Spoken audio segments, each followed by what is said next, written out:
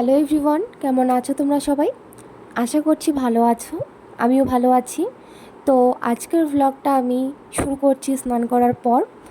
আসলে কি বলো তো, আমার আগেই সব বাসি কাজ হয়ে গেছে। তো ভাবলাম এখান থেকেই ভ্লগটা আজকে শুরু করা যাক। আর এটা হচ্ছে আমার ফার্স্ট ভ্লগ। তোমরা প্লিজ একটু আমার পাশে থেকো। আসলে কি, আমি অনেক দিন থেকেই করব ভাবছি। তারপর আর কি মনে হলো, হুট করে আজকেই ভাবলাম করে নেই। আর আমার কি হয় বলো তো, যদি আমি কোনো কিছু প্ল্যান মাফিক করতে চাই সেটা কখনোই আমি করতে পারি না। তাই আমি আর কি হুটহাট করে আর কি করে ফেলি যেটা আর কি ইচ্ছে হয়। তো আমার মতো এরকম কার কার হয় একটু কমেন্টে বলো, নাকি শুধু আমারই হয় জানি না আমি সেটা। তোমরা সকলেই জানো স্নান করার পর একজন বিবাহিত মেয়ের প্রথম কাজ কী হয়? সিঁদুর পরা। তো আমি এখন সেই সিঁদুরেই পরছি। তার আগে আমি মুখে ক্রিম মেখে নিয়েছি। কি বলো তো, আমি যদি মুখে ক্রিম না মাখি না, কীরকম যেন ওটা শুকিয়ে যায়, আমার মুখটা ঠিক ভালো লাগে না। তোমাদের কার কার এরকম হয় কমেন্টে জানিও। তারপর এলাম আমি পুজো দিতে। আর আমার যেহেতু আলাদা কোনো ঠাকুর ঘর নেই, তো আমি এখন এই কাপড়টাই আর কি দিয়ে রেখেছি, এটাকেই আমি আলাদা ঠাকুর ঘর ভেবে নিই আর কি। তো কাপড়টা সরিয়ে আমি ঠাকুরকে প্রণাম করে নিলাম। এবার ঠাকুরের বাসনগুলোকে আমি ধুয়ে নেব। আর আজকে হচ্ছে সোমবার, তো শিবের মাথায় জল ঢালার দিন। তো তোমরা কি একে শিবের মাথায় জল ঢেলেছো কমেন্টে জানিও। আজকে আমি শিবের মাথায় জল ঢালবো না, এমনি পুজো দেব। আসলে কি বলো তো, এই মুহূর্তে আর কি শিবলিঙ্গ আমার কাছে নেই, এটা কিনতে হবে, তারপর হয়তো বা ঢালতে পারবো। আর সকালে মন্দির যাওয়ার কথা ছিল, কোনোটা কারণবশত সেখানে যাওয়া হয়নি, তাই আমি ঘরেই পুজো দিয়ে দেব। তো তোমরা দেখতেই পাচ্ছ এখন আমি পুজোর বাসন মেজে নিচ্ছি।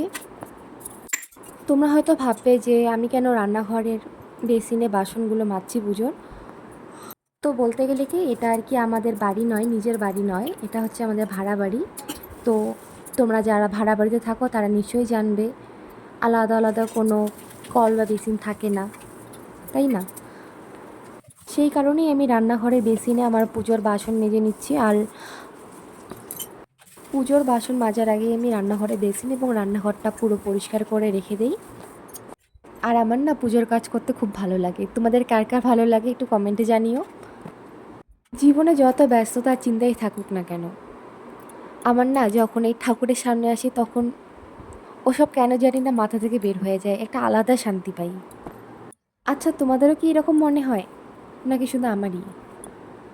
তোমরা হয়তো অনেকেই বলবে যে শিব পুজো করছো, বেলপাতা কোথায়? তো কি বলো তো, কালকে আর কি বেলপাতা খোঁজার জন্যই বের হয়েছিলাম, তো পাইনি আর কি, তাই ধুত্রা ফুলের ফল এগুলো আর কি পেয়েছি, তো তাই দিয়ে আর কি পুজো দিলাম। আর আমার মনে হয়, তুমি মহাদেব বাবাকে যদি মন থেকে ভক্তি ভরে পুজো দাও, তো মহাদেব বাবা সেটাতেই খুশি।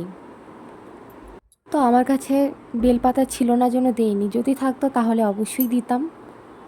তো এখন আমি বাইরে গেলাম তুলসী গাছে জল দেওয়ার জন্য।